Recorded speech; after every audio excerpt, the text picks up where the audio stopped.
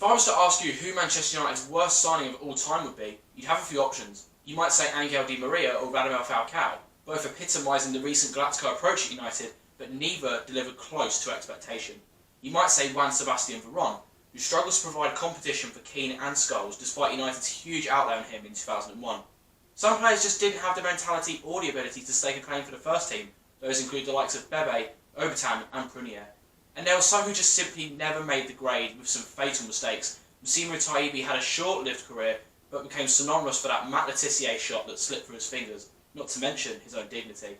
But if you were to ask me who is our worst ever signing, it has to be Alexis Sanchez, not just for the impact, or lack of it, on the pitch, but more so for the impact he's had off it. Now, Alexis Sanchez has joined Inter Milan on a loan deal, but you wouldn't have thought that he'd be departing in that manner when he first signed. When he joined the club in 2018, the excitement and expectation levels were unreal. We'd even fought off Manchester City to seal the deal.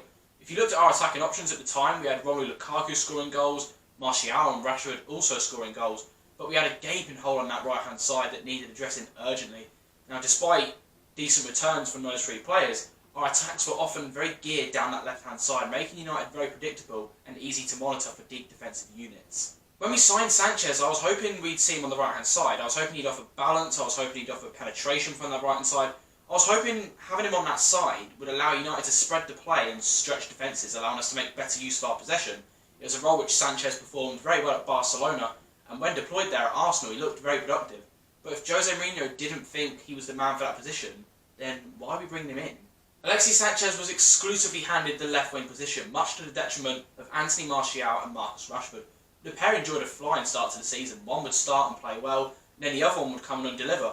But the arrival of Sanchez brought their early momentum to a halt. And to compound their frustrations, Sanchez did not produce the form to compensate for this. Just 5 goals in 45 appearances has not gone down well with players, staff or supporters. Martial and Rashford weren't the only players to suffer from the arrival of Sanchez. Paul Pogba's game was also restricted. At the time, Pogba was operating on the left of a midfield three with licence to cut in and create. But with Sanchez looking to also cut in from the left with the same ambitions, they got in each other's way and often drained the output from each other. Insult was also added to injury. The Chilean was sidelined on several occasions due to supposed knee problems. Of course, his poor performances on the pitch have attracted criticism worldwide, but it's been heavily intensified by what's going on off the pitch. Sanchez joined United on roughly 460 grand a week plus bonuses for appearances. He now earns about 350 grand a week plus bonuses because of United's failure to qualify for the Champions League, which meant all wages got cut by 25%.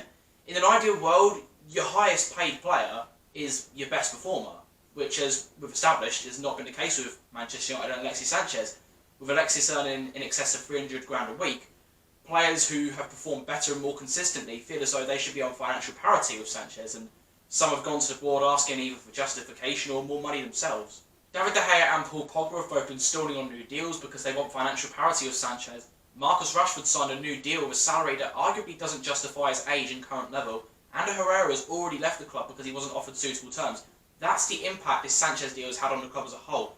The wage structure has been completely obliterated, it's increasing the expenditure, and it's now allowing bang average players who may not even feature consistently to go in and ask for ludicrous amounts of money that don't reflect their ability.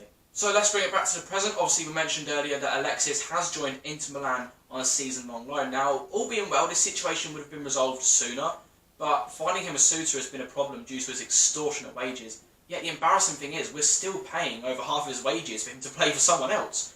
Now, if the club are that desperate to shift him on, then that signals to me that some things have happened behind the scenes that, to be fair, we probably don't know.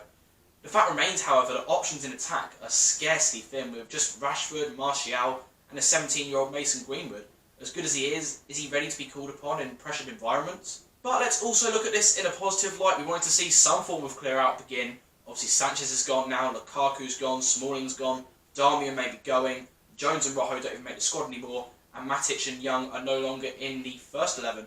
We were never going to see all the Deadwood exiled just like that, because the stupid decisions from those in the hierarchy to award lucrative contracts means that they'd rather sit and take the money than go elsewhere and play football. When I say a rebuild takes years, I'm not joking. It will take a couple of years to fully bleed players out of the club, but it's as clear as day that Ollie's trying his best to help the club move them on so we can keep on building. So you've heard my thoughts, and when you take all of those factors into account, both on and off the pitch, surely Alexis Sanchez is the worst signing Manchester United have ever made. Do you agree with me? Do you disagree with me? Let me know all of your opinions. Be sure to like the video and subscribe to the channel if you are new. It's very much appreciated and it helps the content get found. Thank you for watching, and I'll see you soon.